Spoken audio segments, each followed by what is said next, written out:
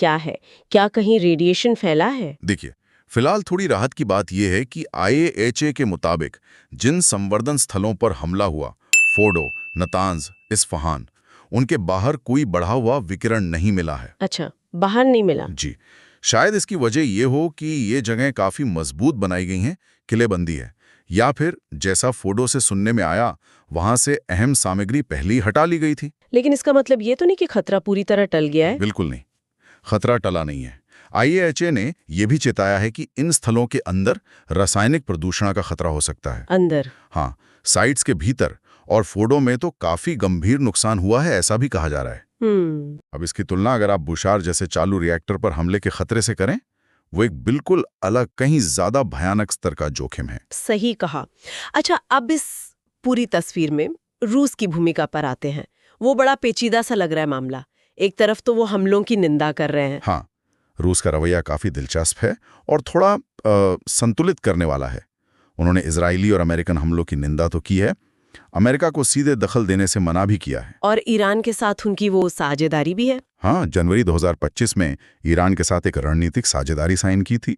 लेकिन यहाँ एक बहुत दिलचस्प बात है। क्या? इस साझेदारी में एक दूसरे की रक्षा करने का कोई क्लॉज, कोई वादा नहीं है। अच्छा, मतलब ये कोई सैन्य गठबंधन जैसा नहीं है? नहीं, बिल्कुल नहीं। ऐसा लगता है कि रूस एक तरह का संतुलन साधने की कोशिश कर रहा है। उसने मध्यस्थता की पेशकश भी की थी, लेकिन उसे माना नहीं गया। और वो ईरान से ड्रोन भी तो ले रहा है यूक्रेन युद्ध के लिए। जी, वो ड्रोन तो ले रहा है, लेकिन इसके बावजूद रूस ईरान को सीधी सैन्य मदद देने से हिचक रहा है। इससे शायद तेहरान थोड़ा निराश भी हो। तो रूस आखिर चाहता क्या है? लगता है मॉस्को ईरान, इजराइल और अमेरिका तीनों के साथ अपने रिश्ते किसी तरह बनाए रखना चाहता है, और साथ ही उसे इस बात की भी चिंता है कि कहीं ये मामला ज्यादा बढ़ न जाए, क्षेत्रीय अस्थिरता न फैले या पश्चिमी देश दखल न दें।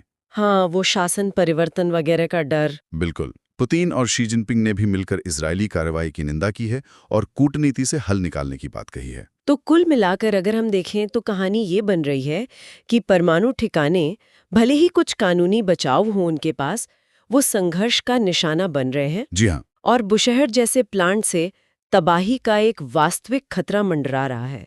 और इन सब के बीच रूस जैसी बड़ी ताकतें अपने हितों का संतुलन बनाने में लगी हैं, जिससे स्थिति और उलझ गई है। एकदम सही कहा आपने।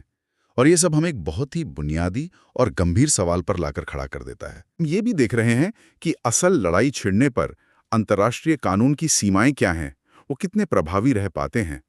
तो फिर सोचने वाली बात यह है कि अगर राजनीतिक इच्छा शक्ति काम ना करे, अगर देश सुनने को तैयार ना हो, तो ऐसी भयानक तबाही